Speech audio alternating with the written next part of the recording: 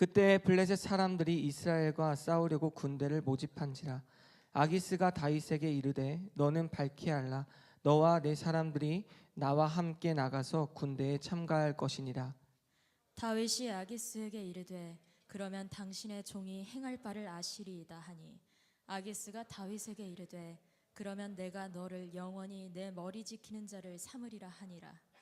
사무엘이 죽었으므로 온 이스라엘이 그를 두고 슬피 울며 그의 고향 라마에 장사하였고 사울은 신접한 자와 박수를 그 땅에서 쫓아내었더라. 블레셋 사람들이 모여 수넴에 이르러 진침해 사울이 온 이스라엘을 모아 길보아에 진쳤더니 사울이 블레셋 사람들의 군대를 보고 두려워서 그의 마음이 크게 떨린지라. 사울이 여호와께 묻자오되 여호와께서 꿈으로도 우림으로도 선지자로도 그에게 대답하지 아니하시므로 사울이 그의 신하들에게 이르되 나를 위하여 신접한 여인을 찾으라. 내가 그리로 가서 그에게 물으리라 하니 그의 신하들이 그에게 이르되 보소서 엔돌에 신접한 여인이 있나이다. 사울이 다른 옷을 입어 변장하고 두 사람과 함께 갈새 그들이 밤에 그 여인에게 이르러서는 사울이 이르되 청하노니 나를 위하여 신접한 술법으로 내가 내게 말하는 사람을 불러올리라 하니 여인이 그에게 이르되 내가 사울이 행한 일 곧 그가 신접한 자와 박수를 이 땅에서 멸절시켰음을 아나니 네가 어찌하여 내 생명의 올무를 놓아 나를 죽게 하려느냐 하는지라. 사울이 여호와의 이름으로 그에게 맹세하여 이르되 여호와께서 살아계심을 두고 맹세하노니 네가 이 일로는 벌을 당하지 아니하리라 하니 여인이 이르되 내가 누구를 내게로 불러올리라 하니 사울이 이르되 사무엘을 불러올리라 하는지라. 여인이 사무엘을 보고 큰 소리로 외치며 사울에게 말하여 이르되 당신이 어찌하여 나를 속이셨나이까 당신이 사울이시니이다. 함께 합독하겠습니다. 왕이 그에게 이르되 두려워하지 말라. 내가 무엇을 보았느냐 하니 여인이 사울에게 이르되 내가 영이 땅에서 올라오는 것을 보았나이다 하는지라. 아멘. 네, 오늘은 함께 하나님의 저울 크리스찬의 척도, 하나님의 저울 크리스찬의 척도라는 제목으로 하나님의 말씀을 나누고자 합니다. 우리 함께 가슴에 손을 얹고 저를 따라해 보겠어요? 가슴에 손을 얹고 함께 따라해 보겠습니다. 예배는 교회의 심장입니다. 예배가 살아나면 교회도 살아납니다. 예배가 살아나야 한 영혼을 살립니다. 아멘. 저는 여러분들의 예배가 회복되어지고 그 예배가 회복됨으로써 이 교회가 다시 뛰기 시작하고 이 교회가 뛰기 시작한 이후에 한 영혼을 살리기에 힘쓰는 청년들이 될 수 있으면 좋겠습니다. 그래서 한 영혼을 살리기 위해서 올 한 해 동안 온 힘을 다하는, 전심을 다하는 청년들이 되게 되면 좋겠습니다. 최근에 한 청년이 카톡이 온 거예요. 일전에 이제 제가 신대원을 준비할 때 열심히 도와주었던 청년이었어요. 그래서 제가 이제 지금은 전도사님이 된 거죠. 대화를 하고 있는데 계속 그 여자친구에 대한 자랑을 막 하더라고요. 이 청년이 왜 그러지? 이러면서 듣고 있었어요. 그런데 끝에 보니까 청첩장을 주기 위해서 저에게 접근을 한 거였더라고요. 한 번 연락 없다가. 그래서 제가 너무한 거 아니냐 오랜만에 연락해서 그래서 제가 얘기를 해줬습니다. 혹시라도 교회 청년을 만난 건 아니죠? 라고 물어보니까 청년이 절대 아니라고. 제가 신신당부했거든요. 전도사 사역을 하면서 혹여나 교회 안에 있는 자매를 만나게 되거든 무릎 꿇고 사죄부터 해라 라고 이야기를 한 적이 있었습니다. 그래서 그 청년이 절대 아니라고 이야기를 하면서 나눠주는 거예요. 어떻게 만났는지 아세요? 어떻게 만났냐면 그 요즘에 크리스찬 어플이 있대요. 여러분 다들 아세요? 정말 신시대다. 크리스찬 연애 어플이 있나 봐요. 그 어플에서 만났다는 거예요. 그래서 제가 걱정이 됐어요. 괜찮은 거 맞냐? 그랬더니 아주 괜찮은 자매라고 매번 말씀을 묵상하고 함께 교제하는 시간을 갖고 있다는 것을 듣고 참 세상이 많이 좋아졌구나라는 생각이 들었습니다. 이 청년이 이전까지만 해도 자만추, 자연스러운 만남만 추구하는 청년이었는데 저보다 이제 6살 정도 많은 청년이에요. 근데 들어보니까 정말로 이제 자신도 결혼해야 될 때가 왔다고 생각을 해서 수많은 노력을 했더라고요. 소개도 받고 그 결정사라고 하나요? 결혼정보회사도 등록을 해서 본인의 등급을 확인해봤다고 하더라고요. 그래서 궁금했어요. 전도사는 어느 정도 취급을 해주나. 그래서 결정사 혹시 등급이 어느 정도냐 했더니 브론즈 그 아래라고 하더라고요. 그래서 그게 어느 정도냐라고 물어보니까 국제 결혼 가능, 국내 결혼 불가. 충분히 이해가 된다 생각이 들었습니다. 참 마음이 아프더라고요. 이 세상이 각박하다. 어떻게 국내 결혼 불가라는 판정을 내릴 수 있는가. 그래서 그걸 듣고 제 아내에게 참 감사하다라는 생각을 했습니다. 한편으로는 세상이 각박하다라는 생각이 들었어요. 우리가 이 세상을 살아가면서 많은 것들을 평가하고 측정하는 시대를 살아가고 있는 것 같아요. 결혼을 할 때에도 그 사람의 월급, 그 사람이 얼마를 받는지, 그 사람의 연봉, 학벌, 그 사람의 직업, 그 사람의 가정 환경도 보시죠. 안 보세요? 가정 환경, 심지어 기독교인은 더 넘어서 그 사람의 신앙관. 할렐루야. 기독교인들이 더 만나기가 어렵다고 하더라고요. 그렇게 우리는 계속해서 저울 재는 거예요. 그 사람은 몇 점인가? 그 사람은 나와 만나기에 합당한가? 네, 축복합니다. 세상은 사람을 판단할 때 계속해서 외적인 척도를 두고 판단하기 시작합니다. 인간이라는 존재가 상대적인 존재이기 때문이에요. 하지만 여러분은 어떤 존재예요? 절대자이시며 왕이신 하나님의 자녀인 줄 믿습니다. 아멘. 옆에 있는 지체들에게 이렇게 인사해봤으면 좋겠어요. 당신은 하나님의 자녀입니다. 좋습니다. 또 자신에게 고백해 보겠어요. 나는 하나님의 자녀입니다. 네, 옆에 있는 지체들에게 한 번 더 고백해 볼게요. 너랑 나는 형제 자매입니다. 아멘. 여러분들은 왕의 자녀이고 형제 자매예요. 그렇기 때문에 여러분들이 더 이상 이 세상의 척도로부터 두려워할 필요가 없다. 세상의 척도로부터 내가 불편해할 필요가 없다는 것을 기억하시면 좋을 것 같습니다. 오늘 본문에서 등장하는 사울도 사실 세상적인 척도로는 아주 훌륭한 국내 결혼이 가능한 사람이었어요. 왕이었고 첫 번째, 그리고 키가 컸다, 그리고 외모가 훌륭했다라고 성경에 기록되어져 있죠. 그리고 강력한 군대를 이끄는 이스라엘의 지도자였죠. 세상 점수로는 100점이 아니었나 생각합니다. 하지만 위기의 순간 하나님의 척도를 기준으로 이 사울을 평가해 보니까 한없이 가벼운 존재였음이 드러나게 됩니다. 오늘 말씀을 통해서 세상의 척도가 아니라 하나님의 척도로 바라보는 우리의 모습, 사울의 모습은 어떠함과 함께 나눠보고자 합니다. 세상의 척도가 아닌 하나님의 척도. 첫째, 함께 따라해 보겠습니다. 일회용 점이 아닌 한결같은 선을 구하라. 함께 3절의 말씀 읽어보겠습니다. 오늘 본문 3절의 말씀입니다. 시작. 사무엘이 죽었으므로 온 이스라엘이 그를 두고 슬피 울며 그의 고향 라마에 장사하였고 사울은 신접한 자와 박수를 그 땅에서 쫓아내었더라. 아멘. 이제 3절 말씀, 이제 본문의 맥락, 앞뒤의 맥락을 두고 보면은 좀 맥락과 동떨어진 말씀이에요. 1절과 2절은 어떤 말씀이 나오냐면 오늘 본문이 여러분, 다윗이 이제 블레셋 전투에 있어서 이스라엘을 칠 수 있도록 계속해서 설득을 합니다. 결국 다윗이 내가 왕의 뜻대로 하겠다라고 다짐을 하죠. 즉 전쟁에 대한 내용이 1절, 2절에서 나오고요. 그 다음 3절 건너뛰고 4절, 5절에서는 사울이 블레셋이 쳐들어오는 것을 보고 두려워하는 장면이 나옵니다. 즉 1절과 2절, 4절과 5절은 전쟁에 대한 측면이고 3절은 어떤 측면이에요? 사무엘이 죽었다. 그리고 나서 사울이 회개하면서 신접한 여인들과 박수들을 멀리 쫓아내는 장면이 나오게 되는 것이죠. 어떻게 보면 사울이 정신을 차린 게 아닐까. 사울이 갑자기 신접한 여인, 예수 그리스도를 믿지 않는 여인들을 쫓아내고 그들과 멀어지게 된 이스라엘을 만들어 가겠다는 다짐처럼 보이죠.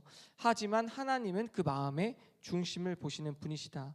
블레셋 군대의 대군대를 보고 나서 사울이 두려워하기 시작한 거예요. 그런데 그 사울의 태도는 어떠했는가? 5절과 6절의 말씀 함께 읽어보겠습니다. 5절과 6절의 말씀입니다. 시작. 사울이 블레셋 사람들의 군대를 보고 두려워서 그의 마음이 크게 떨린지라. 사울이 여호와께 묻자오되 여호와께서 꿈으로도 우림으로도 선지자로도 그에게 대답하지 아니하시므로. 아멘. 사울이 두려워하면서 누굴 찾아요? 처음에 하나님을 찾아요. 하나님을 찾습니다. 사랑하는 우리 청년 여러분, 여러분들이 죄 가운데 빠져 있을 때에도 하나님을 찾으면 하나님이 여러분들의 기도를 들으세요. 하지만 응답하실지는 모르겠어요. 언제 응답하실지는 모르겠어요. 분명한 것은 여러분들이 끝까지 믿고 기다린다면 하나님은 응답하시는 분이신 줄 믿습니다. 아멘. 그렇기 때문에 여러분들이 이 세상을 살아가면서 걱정과 근심과 불안과 두려움에 있을 때 하나님께서 나에게 언제 역사하실까를 기대하면서 기도했으면 좋겠어요. 그리고 반드시 기다렸으면 좋겠어요. 절대 멈추지 마세요. 내가 지금 어려움이 있어. 근데 하루, 이틀, 일주일, 많게는 1년 기도하고 나서 기도를 멈추고 하나님은 나에게 응답하지 않으시나 보다 생각하는 사람들이 있을 수 있어요. 하지만 분명한 것은 하나님은 기다리는 자에게 복을 주시는 줄 믿습니다. 아멘. 본문 5절 말씀을 보면 이제 사울은 블레셋 군대를 보고 두려워서 그의 마음이 크게 떨렸다라고 기록이 되어져 있죠. 그런데 그 다음에 성경에선 충격적인 기록이 남깁니다. 사울이 하나님을 찾았음에도 불구하고 꿈으로도 우림으로도 선지자로도 응답하지 않으시는 하나님을 보여주게 됩니다. 하나님은 사실 응답하지 않으신 게 아니라 하나님의 때를 기다리고 있었던 걸지도 몰라요. 그런데 사울은 그것을 기다리지 못하고 신접한 여인을 다시 불러들이는 선택을 하게 되죠. 하나님과의 관계를 스스로 다 끊은 거예요. 사울이 첫 번째로 사무엘상 22장 말씀을 보면은 제사장들을 자신이 죽여요. 하나님의 명령 없이. 그리고 사무엘이 그토록 명령을 하고 제사를 스스로 지내지 말라고 하지만 그것을 어기고 스스로 제사를 지낸 선택까지 하게 되죠. 사울 스스로 끊은 거예요. 하나님과의 관계를. 그런데 하나님께 다시 한 번 더 구하는 모습을 보게 되는 것이죠. 여러분들이 자판기 누르듯이 찾을 수 있는 하나님이 아닙니다. 여러분들이 내가 힘들고 어려울 때만 하나님 믿고 살다가 자판기 누르듯이 막 찾는 거예요. 주님, 저 지금 힘들어요. 저 면접 있어요. 저 이제 곧 직장을 가져야 돼요. 이제 결혼을 해야 돼요. 자판기 누르듯이 하는 분이 아니시다. 하나님은 매 순간 여러분들과 묵상하며 함께 친절하게 여러분 근처에 있으시길 원하시는 분이신 줄 믿습니다. 그래서 여러분들이 고민할 신앙이 뭐냐면 첫 번째는 점신앙인가, 두 번째는 선신앙인가. 나는 하루하루 그냥 자판기 누르듯이 곳곳에 점을 찍고 있는 신앙인가, 아니면 그 점들이 계속 하나님의 말씀과 묵상으로 이어져서 하나의 선이 되어져 가고 있는가. 평소에는 내 마음대로 살다가 수능날, 뭐 취업이 있는 날, 취업 면접이 있는 날, 혹은 군대를 앞두고 있는 날 우리는 기도하고 있지 않는가. 혹시 이 자리 가운데 군대 아직 못 갔다 오신 분이 계십니까? 네, 축복합니다. 제가 이제 세 가족과 이제 교제를 하면서 세 가족이 이제 곧 군대를 가려고 독일에서 넘어오신 거예요. 독일에서 군대 가기 위해서 왔는데 안쓰럽더라고요. 좀 그래서 나이도 또 많으세요. 그래서 좀 미안했어요. 오늘 이 자리 가운데 오셨네요. 네, 오셨는데 여러분 너무 미안하지만 군대 안에서도 하나님을 만날 수 있고요. 군대 안에서 하나님의 위로와 평강이 있는 줄 믿습니다. 어디서나 하나님은 동행하시는 분이십니다. 그래서 오늘 이 시간 군대 가실 분들을 위해서 격려의 박수 보내겠습니다. 축복합니다. 잘 다녀오시고 꼭 돌아오세요. 네, 결국에는 여러분 어떤 어려움이 있을 때에도, 군대의 상황 가운데 있을 때에도, 내가 지금 취업하지 못하고 있는 상황 가운데 있을 때에도, 내가 너무나 외로움 가운데 있을 때에도 하나님의 말씀을 매 순간 묵상하며 그 점을 하나님께 두고 나아간다면 그게 언젠가 선이 되는 때가 올 거예요. 그러면 여러분들에게 형통하게 열리는 대로가 열리게 되는 줄 믿습니다. 아멘. 하나님은 그 길을 준비하고 계시다라는 것이죠. 함께 시편 1편 3절의 말씀, 시편 1편 3절의 말씀을 함께 읽어보겠습니다. 시편 1편 3절의 말씀입니다. 그는 시냇가에 심은 나무가 철을 따라 열매를 맺으며 그 잎사귀가 마르지 아니함 같으니 그가 하는 모든 일이 다 형통하리로다. 아멘. 시냇가에 심은 나무가 철을 따라 열매를 맺는다라고 기록이 되어져 있어요. 이스라엘 특성상 이제 우기에는 모든 나무들이 푸릇푸릇하게 열매를 맺고 잎이 피고 모든 나무가 푸릇푸릇합니다. 그런데 이스라엘은 건기와 우기가 있거든요. 건기 때에는 모든 나무들이 메마르게 되어져 있는 거예요. 그런데 시냇가에 심은 나무만큼은 계속해서 푸릇푸릇한 열매를 맺기 마련입니다. 아무리 가뭄이 올지라도, 그 시대가 어려울지라도, 태양볕이 내리찔지라도 시냇가에 심은 나무는 푸릇푸릇한 열매를 맺게 되어 있는 거예요.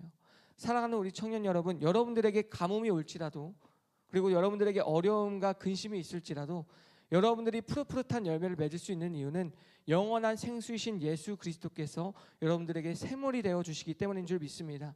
아멘. 그래서 여러분들이 매 순간 말씀을 묵상하고 그 말씀 가운데 가까이 있다면 예수님의 그 샘물이 여러분들의 인생 가운데 들어오게 돼서 내가 매 순간 행복한 거예요.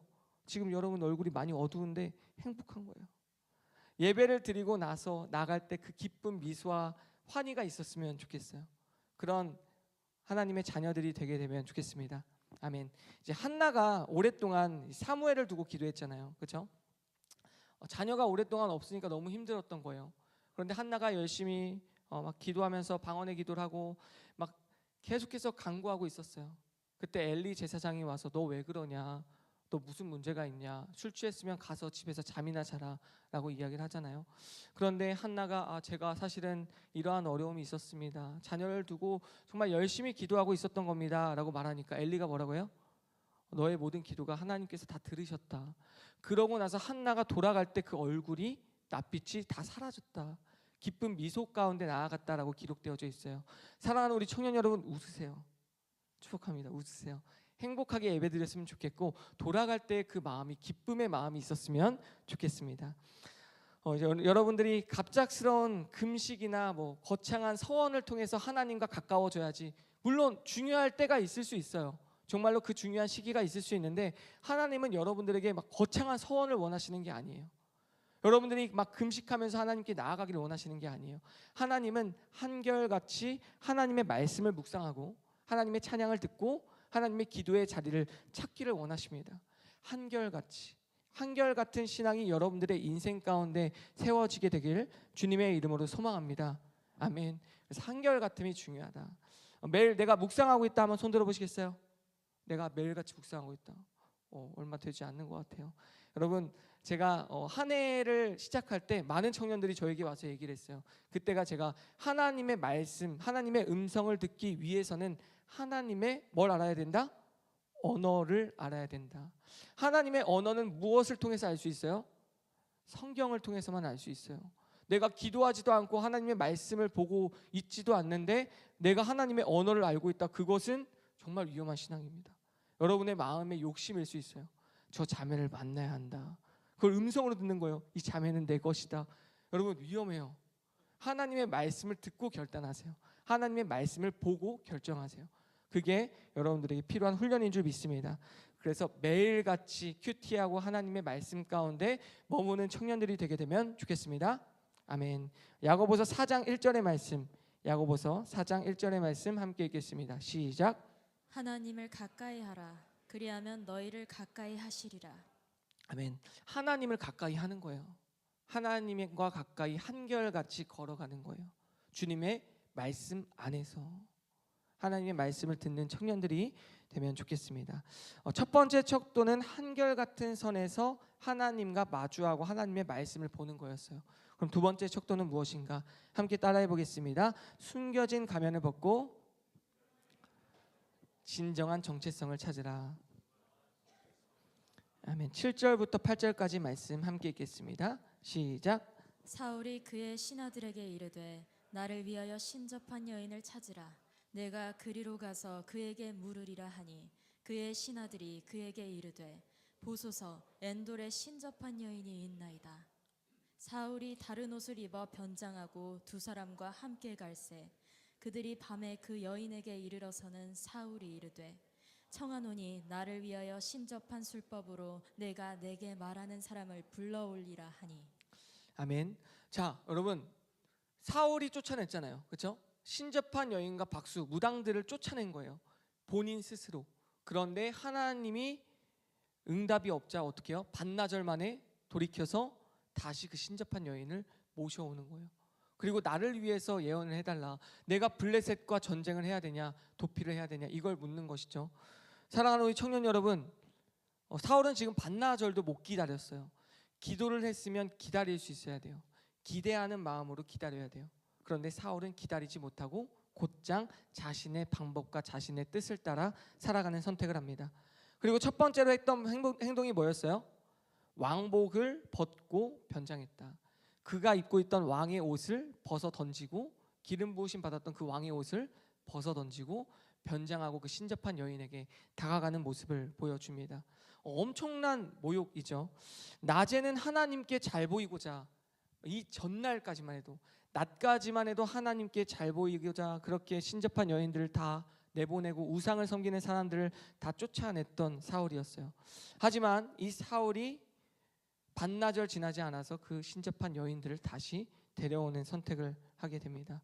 그 첫 번째가 바로 가면을 쓰고 행동했던 모습이죠. 심리학 용어 중에서 페르소나라는 단어가 있습니다. 페르소나, 가면을 뜻하죠.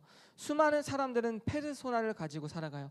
여러분들도 아마 지금 페르소나를 갖고 교회를 온 걸 거예요. 직장에서의 페르소나, 가정에서의 페르소나, 교회에서의 페르소나, 우리가 친구들을 만날 때의 페르소나. 하나님을 만날 때만큼은 이 가면을 벗어 던졌으면 좋겠어요. 축복합니다. 여러분들의 가면을 벗어 던지세요. 오늘 이 시간 여러분들의 가면을 벗어 던지고 하나님께 나아가는 청년들이 되었으면 좋겠습니다. 그러니까 교회에서도 가면을 쓰는 것, 이것이 과연 좋은 것인가? 사실 저 또한 가면을 쓰고 있지 않은가 생각해요. 제 가정에서의 모습이 좀 다르거든요. 가정에서는 좀 더 이제 아내에게 헌신하기 위해서 무릎을 꿇고 시작을 하고 그런 것 같습니다. 여러분, 교회에서도 가면을 쓰는 거예요. 순장이니까, 내가 리더니까, 내가 모태신앙이니까 좀 더 달라야지, 내가 찬양 인도자니까, 내가 찬양을 섬기니까 조금 더 달라야지, 그럴 수 있어요. 그런데 여러분, 사람들을 마주하면서 교회 안에서 가면을 쓸 수 있는데 하나님을 마주할 때만큼은 그 가면을 벗어 던져야 되는 거예요. 제가 이제 사울의 모습을 보면서 참 안타까운 것은, 사실 사울은 왕이잖아요. 이스라엘의 지도자잖아요. 그의 가면이 분명히 있었을 거예요. 그는 세상 사람들로부터 인정받고 싶었을 것이고 하나님께도 인정받고 싶었을 거예요. 그런데 본인의 선택들이 계속 하나님과 어긋난 선택을 하게 되자 하나님을 피하는 선택을 하게 돼요.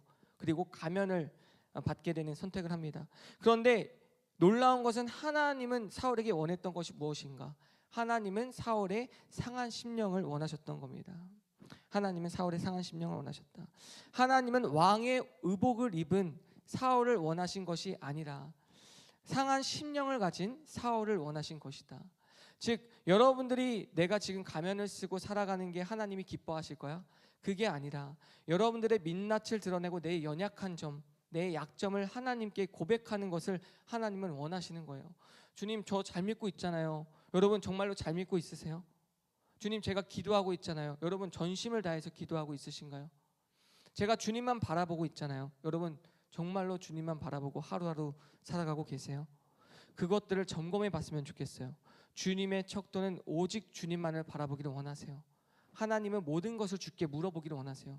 혹여나 오른쪽으로 갈지 왼쪽으로 갈지도 하나님께 묻는 청년들이 되었으면 좋겠어요.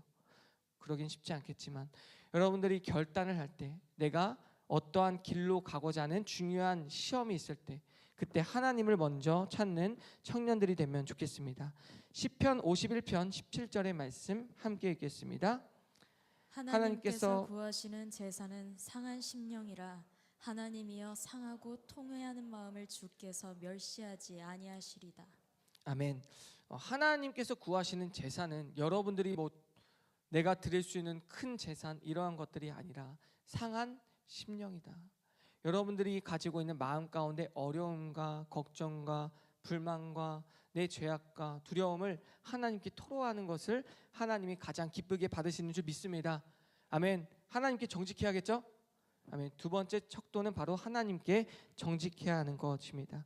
그래서 여러분들이 교회 올 때는 가면을 벗었으면 좋겠어요. 제가 이제 이전 교회에서 청년부를 담당하고 있었는데, 그때 이제 보드 게임 동아리라고 이제 동아리를 운영을 했어요. 동아리를 만든 이유 중에 하나가 교회 안에서 이제 연애를 했으면 좋겠어서, 교회 안에서 좋은 결실을 맺었으면 좋겠어서 결혼을 장려하고자 동아리를 만들기 시작한 거예요. 이제 첫 모임을 시작하는데 이제 자매들은 이 취지를 아니까 풀 메이크업, 머리부터 발끝까지 이렇게 다, 화장도 이렇게 하고 향수도 뿌리고 정말 신경 써서 오는 거예요. 뿌듯했어요. 아, 뿌듯하다. 여기서 꼭 연애했으면 좋겠다. 그리고 크리스찬들과 함께 결혼을 해서 아름다운 가정을 이끌어갔으면 좋겠다라고 생각을 했어요. 그런데 형제들이 오는데 머리에 까치집을 치고 후드티 입고 그 패딩 걸치고 막 이렇게 막 주섬주섬 챙겨 입고 온 것 같은 거예요. 좀 아쉬웠습니다. 와가지고 근데 또 게임을 엄청 열심히 해요. 막 자매들 져줄 수 있는 건데 막 자기가 이기려고 게임하러 왔어요. 보면서 안타까웠습니다. 오마이. 첫날에 자매가 막 20명, 30명 이렇게 왔는데 다음 주가 되니까 15명으로 준 거예요. 심지어 그 15명도 전주에 온 사람이 아니라 전주에 못 온 사람들. 점점 막 줄어들기 시작하는 거예요. 형제 모임이 됐습니다. 나중에 축복합니다. 그 형제들 결혼하게 될 줄 믿습니다. 여러분 교회에 온다는 것은 사실 주님을 만나러 올 때 여러분 선을 보러 오는 자리가 아니잖아요. 그렇죠? 우리가 주님을 만나러 오는 거예요. 화장을 지우고 오라는 건 아니에요. 여러분 화장은 하고 오세요. 하나님 앞에서 마음에 정직함이 있었으면 좋겠어요. 정말 그 가면을 벗어 던지고 하나님 제가 진짜 죄악 덩어리입니다. 오늘도 죄를 지었고 저번 주도 죄를 지었고 왜 이렇게 사는지 모르겠어요. 주님은 아시죠? 제가 이 죄들을 고백할 때 하나님은 오늘도 찾아오셔서 여러분들의 그 죄들을 사하여 주시고 평강케 하시는 줄 믿습니다. 아멘. 숨겨진 가면을 벗어라. 그리스도의 정체성을 숨기고 타협하기 시작하는 거예요. 어느 순간부터 하나님께 나올 때도 주님 저는 죄가 없잖아요. 저는 주님 앞에서 당당하잖아요. 제가 매일 묵상하고 주님 찾잖아요. 근데 왜 이렇게 저에게 시련을 주세요? 어느 순간부터 내가 하나님의 자녀라는 것을 망각하고 그냥 하나님은 당연히 나에게 복을 주셔야 돼. 내가 매 주일마다 예배를 나오니까, 내가 매 주일마다 하나님을 찾으니까. 하지만 하나님은 그걸 원하시는 게 아니라 진실됨, 하나님 앞에서 정직함을 원하십니다. 그래서 하나님께 정직하게 나아가는 청년들이 되면 좋겠습니다. 아멘. 정직할지어다. 저 또한 정직함이 참 필요해요. 제가 저번 주에 이제 아차산에서 베드로 사건 여러분 기억나시죠? 벌써 잊은 거 아니죠? 아차산을 갔잖아요. 제가 제 아내한테 말하지 않았다는 것을 잊은 거예요. 제가 말하지 않고 아차산을 갔었거든요. 왜냐하면 사실 아내에게 말했으면 여러분 생각해 보세요. 12월 31일 날 송구영신 예배를 새벽 늦게까지 드리고 2시간 뒤에 또 아차산을 간다고 하면 여러분들이 아내라면 말리지 않았겠어요? 그렇죠? 하지만 전 청년들과 약속했기 때문에, 물론 그 청년들은 잊었지만 약속했기 때문에 가야겠다라는 다짐이 있어서 말하지 않고 몰래 간 거죠. 그런데 이제 설교가 끝나고 카톡이 와 있는 거예요. 너 산을 갔었어? 정말 등골이 오싹했습니다. 이미 후회하긴 늦은 거죠. 미리 정직하게 얘기를 하고 갔으면 좋았을 텐데 아쉬웠습니다. 혹시라도 새가족분들 오늘 처음 오신 분들이 있다면 그 지난주 설교 아차산 사건만 한번 보시면 좋을 것 같아요. 여러분 결국에는 동역자에게, 배우자에게, 하나님께는 정직할 필요가 있는 거예요. 그렇죠? 정직한 청년들이 되었으면 좋겠어요. 힘든 게 있으면 고백하고 어려움이 있으면 하나님께 토로하는 청년들이 되면 좋겠습니다. 네, 두 번째 척도는 하나님 앞에 정직하라. 세 번째는 무엇인가? 함께 따라해 보겠습니다. 과거의 영광을 놓고 지금의 관계를 두드리라. 함께 11절 12절의 말씀 읽겠습니다. 11절 12절입니다. 시작. 여인이 이르되 내가 누구를 내게로 불러 올리라 하니 사울이 이르되 사무엘을 불러 올리라 하는지라. 여인이 사무엘을 보고 큰 소리로 외치며 사울에게 말하여 이르되 당신이 어찌하여 나를 속이셨나이까. 당신이 사울이시니이다. 아멘. 마지막으로 사울은 무당에게 누구를 불러와 달라고 하죠? 사무엘, 죽은 사무엘을 불러와 달라고 합니다. 사무엘은 사울에게 이제 기름을 부어준 영적 이제 거장이었죠. 영적 아버지로 아마 사울이 사무엘을 섬기고 있었을 거예요. 하지만 사무엘에게 많이 혼나고 나니까 이 사울이 계속 사무엘을 피했었거든요. 근데 이제 전쟁 때 하나님이 그토록 말씀이 없으시자 사무엘을 찾기 시작한 거예요. 여러분 지금 사울이 찾아야 될 대상은 사무엘이에요? 하나님이에요? 하나님이에요. 그런데 여전히 사울은 인간적인 생각으로 나에게 인간일 때 도움을 주었던 사무엘을 찾고 있는 거예요. 하지만 여러분들이 찾아야 할 것은 옆에 있는 동역자나 인간이 아니라 하나님이신 줄 믿습니다. 여러분들이 하나님을 찾아야 돼요. 내가 지금 이 세상을 살아가면서 걱정과 근심이 있을 때 나의 일을 해결할 수 있는 대상을 찾을 것인가? 아니면 정말로 모든 것을 해결할 능력이 있으신 하나님을 찾을 것인가? 여러분들이 되새겨 보았으면 좋겠습니다. 사울은 리즈 시절을 상징하는 사람이 바로 사무엘이었죠. 살아계신 하나님과 죽은 존재 사무엘. 여러분은 무엇을 찾겠습니까? 지금 여러분들은 살아계신 하나님을 찾기보다 나 또한 과거의 영광, 과거의 사람에 집착하고 있지 않은가 점검해 볼 필요가 있습니다. 이것은 죽은 신앙이에요. 신앙은 이제 내가 뭐 수련회에서 은혜 받았지. 여러분 수련회 좋았잖아요, 그렇죠? 많은 은혜를 받았을 거라 생각을 해요. 수련회 때 많은 은혜를 받았어. 과거에는 내가 이랬어. 과거에는 내가 주님을 잘 만났어. 그런데 그 과거가 중요한 것이 아니다. 하나님은 언제 역사하세요? 지금 역사하세요. 살아계신 하나님은 지금 여러분들과 동행하시고 함께 하시는 줄 믿습니다. 살아계신 하나님은 여러분들이 걱정과 근심과 불안 속에 있을 때에도 함께 하시는 분이신 줄 믿습니다. 살아계신 하나님은 여러분들이 이 세상을 살아가면서 기쁨과 희락과 즐거움이 있을 때 또한 함께 하시는 분이신 줄 믿습니다. 하나님은 항상 함께 하시는 분이세요. 그 하나님을 믿고 따르면 좋겠습니다. 지금 여기 살아계셔서 우리와 함께 하시는 하나님을 기억하시면 좋을 것 같습니다. 이제 한 유명한 다이빙 선수가 있었어요. 그 선수는 힘든 시기만 오면은 다이빙 선수다 보니까 그 가장 자신 있는 자리 다이빙 대에 서서 그 자리에서 다이빙을 하곤 했습니다. 그렇게 하면 자신의 스트레스가 풀리고 자신의 걱정과 근심이 떠나가는 거였죠.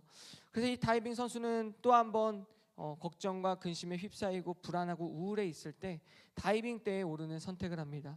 그리고 다이빙 대에 올라서 이 십자가로 팔을 핀 거예요. 그런데 그 십자가로 피고 딱 아래를 보니까 아래에 이렇게 십자가로 그림자가 지게 된 거죠. 십자가 형상처럼 보이기 시작한 거예요. 그리고 그 모습을 보고 숙연해진 이 선수는 내가 지금 다이빙 할 때가 아니구나.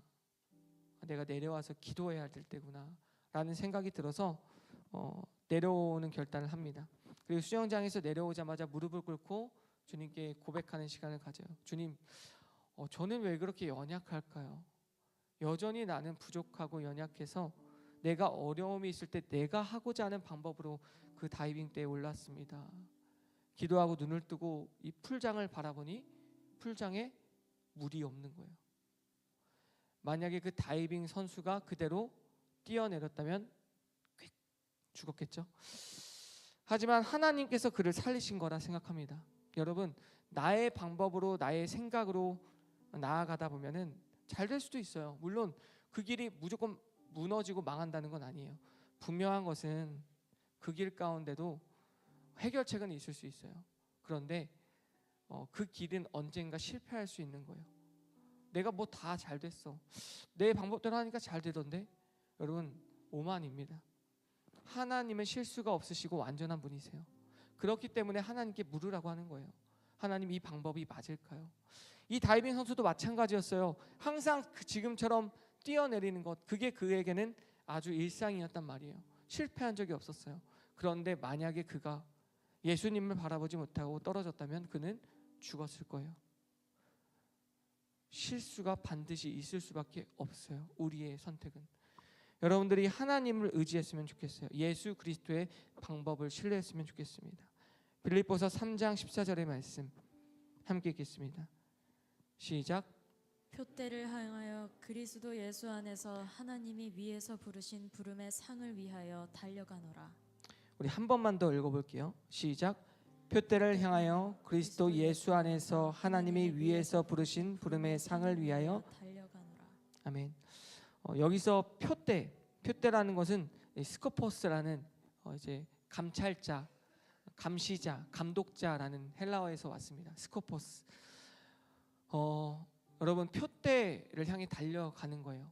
왜냐하면 예수님이 여러분들의 감독자가 되어 주시기 때문이에요. 예수님이 여러분들의 감찰자가 되어 주시는 분이시기 때문이에요. 그래서 여러분들의 인생을 살아갈 때 나는 내가 마음대로 내 생각대로 내 의지대로 살아가고 있지만 감독이신 예수님께 먼저 묻고 나아간다면 예수님이 그 길을 하나하나 세세하게 알려줄 거예요. 여러분, 축구를 할 때도 마찬가지예요. 축구도 막 열심히 선수들이 뛰잖아요. 근데 감독이 없이 자기들이 하고 싶은 것만 하잖아요. 그러면 그 축구팀은 무너지게 되어져 있는 거예요. 감독을 세우신 이유가 있는 거예요. 예수님이 여러분들의 감찰자가 되시고 먼저 걸어간 자잖아요. 십자가의 길을 먼저 걸으신 분이 예수님, 부활의 길을 먼저 걸으신 분이 예수님. 우리 청년부 이름이 뭐예요? 어센트 청년부. 여러분 어센트가 뭐예요? 오르는 거잖아요. 그런데 막 이렇게 비행기처럼 쏟는 오름이 아니라 한 걸음 한 걸음 올라가는 거예요. 등산의 여정. 그런데 그 걸음에 제일 중요한 게 뭐예요? 중간중간에 있는 표대, 이정표. 그 마일스톤이 너무 중요한 거예요. 여러분 마일스톤 없이 등산 정상까지 오를 수 있을 것 같죠? 아니요. 우리는 계속 그 안에서 방황하게 되어 있는 거예요. 하지만 이정표를 먼저 꽂으신 분이 누구시다? 예수 그리스도시다. 저는 여러분들이 세상의 이정표가 되었으면 좋겠습니다. 세상 가운데 먼저 예수 그리스도를 만난 자로서 곳곳에 이정표를 꽂는 거예요. 이 길로 가면 구원이 있어. 이 길로 가면 길과 진리와 생명이 있어. 이 길로 가면 소금과 빛의 길이야 라고 꽂아 놓을 수 있는 청년들이 되었으면 좋겠어요. 일터 가운데, 가정 가운데 예수 그리스도의 이정표로서 여러분을 세우셨다라는 것을 기억하시면 좋을 것 같습니다. 아멘. 사울처럼 죽은 과거를 붙들려고 하지 마세요. 하나님께서 이미 지금 여기 계신데 왜 과거를 붙드시고 계세요? 과거 후회하지도 마세요. 그냥 보내주는 거예요. 아, 내가 이랬지. 제가 이 다락방별로 앉는 것을 정말 후회했어요. 우리 지체들과 이 TN들과 얘기하면서도 차라리 다시 원복을 시킬까. 우리 지체들에게 너무 부담이 되는 것 같다. 그런데 한 팀이 얘기하는 거예요. 전도사님, 아니에요. 저는 이 또한 하나님께서 하나의 방향으로서 세우신 거라 생각해요. 지금은 지체들이 어려워하고 있지만 함께 예배할 때의 은혜, 함께 서로 기도할 때의 은혜를 누릴 때가 올 거예요. 그리고 물론 우리가 롤백할 수도 있겠지만 분명한 것은 하나님이 이 실패를 거듭하고 다시 새로운 것을 만들어 가시는 분이라는 거예요. 라는 말을 해줬을 때 제가 너무 놀랐어요. 아, 내가 참 부끄러운 사람이구나. 여러분, 하나님을 신뢰한다면 과거는 그냥 보내는 거예요. 그냥 앞으로 직진하는 거예요. 하나님이 놀랍게 역사하실 때를 바라보고 나아가는 청년들이 되었으면 좋겠습니다. 세 번째 척도가 바로 지금의 관계가 나는 하나님과 세워져 있는가. 첫 번째 척도, 일회용 점이 아닌 늘 변함없는 선을 구하라. 일회용 점이 아닌 늘 변함없는 선을 구하라. 나는 매일 순종하고 있는가를 물어보는 거예요. 매일 하나님을 찾고 있는가. 두 번째는 숨겨진 가면을 벗고 진실된 정체성을 구하라. 여러분들은 하나님의 왕의 자녀인 줄 믿습니다. 여러분의 정체성은 왕의 자녀예요. 여러분의 가면을 벗어 던지고 주님 나 힘들어요. 여러분 힘들면 부모님께 통화하잖아요. 똑같은 거예요. 어려우면 하나님께 통화하세요. 기도하세요. 세 번째는 과거의 영광을 내려놓고 지금의 하나님과의 관계가 어떠한가를 생각하세요. 내가 과거에 어떠한 어려움이 있고 불안이 있고 염려가 있고 두려움이 있었다면 내려놓고 지금 하나님께서 나에게 역사하실 때를 기대하시며 나아가는 청년들이 되면 좋겠습니다. 점이 아닌 선을 구한다. 소나무처럼 변함없는 인생, 매일같이 한결같은 인생, 가면을 벗고 정체성을 구한다. 진실된 하나님을 바라보는 백성들이 되었으면 좋겠습니다. 하나님은 여러분을 이 저울에 올릴 때 세상적인 가치와 스펙이나 여러분들의 재정에 두지 않았어요. 하나님은 오직 한 가지, 상한 심령으로 나에게 오고 있는가, 이가 정말 어려운 것을 나에게 토로하고 있는가를 바라보세요. 세상의 것을 구할 수 있어요. 근데 세상의 것을 구하다 보면은 여러분들이 언젠가 그 세상의 것만 따르고 있는 존재가 될 거예요. 하지만 여러분들이 내가 힘들고 상한 심령을 구할 때 하나님께서 놀랍게 역사해 가는 것을 보면서 아, 하나님이 살아계셨구나, 나와 함께 하셨구나를 느끼게 되는 줄 믿습니다. 하나님이 세상의 스펙이나 가치를 통해서 여러분을 보지 않았다는 것을 깨달았다면 여러분들 또한 세상의 가치나 소망을 구할 것이 아니라 하나님의 그늘 아래 머무는 인생들이 되었으면 좋겠습니다. 하나님의 그늘 아래 머무는 삶. 빌립보서 4장 13절 말씀을 보면 내게 능력 주시는 자 안에서 내가 모든 것을 할 수 있느니라. 모든 것을 할 수 있는 능력을 주시는 분은 내게 능력 주시는 자 안에 있을 때 가능한 거예요. 하나님 안에 머무는 청년들이 되었으면 좋겠습니다. 함께 하나님의 그늘 아래 찬양하심으로 기도하며 나가길 소망합니다.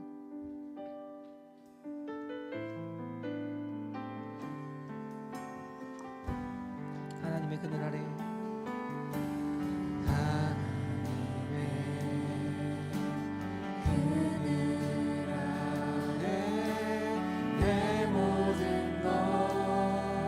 다 내려놓고 나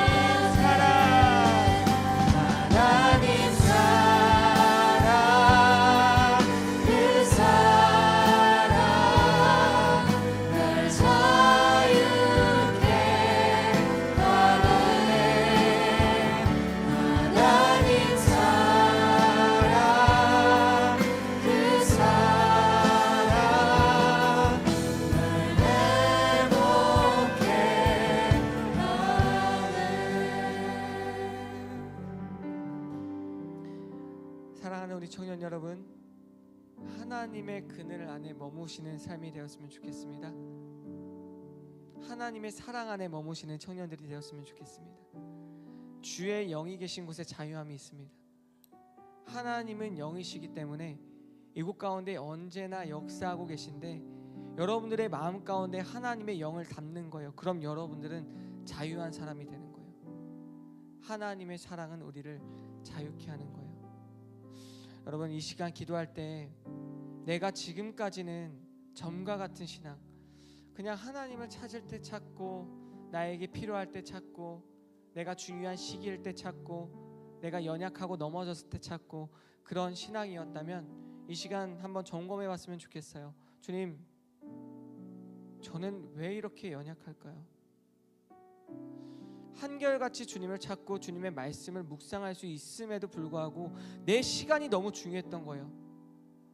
내가 이 세상을 살아가면서 즐거움과 희락을 찾아가느라 하나님의 말씀 5분조차 보는 게 힘들었다면, 여러분 다시 주님의 말씀을 보기로 결단했으면 좋겠습니다. 주님은 여러분들에게 말씀하기를 원하세요. 근데 내가 하나님의 음성을 모르는 거예요. 못 듣는 거예요. 말씀을 보질 않으니까, 말씀을 듣질 않으니까. 여러분, 주님의 음성을 듣고 싶으십니까? 그러면 주님의 음성을 공부해야죠.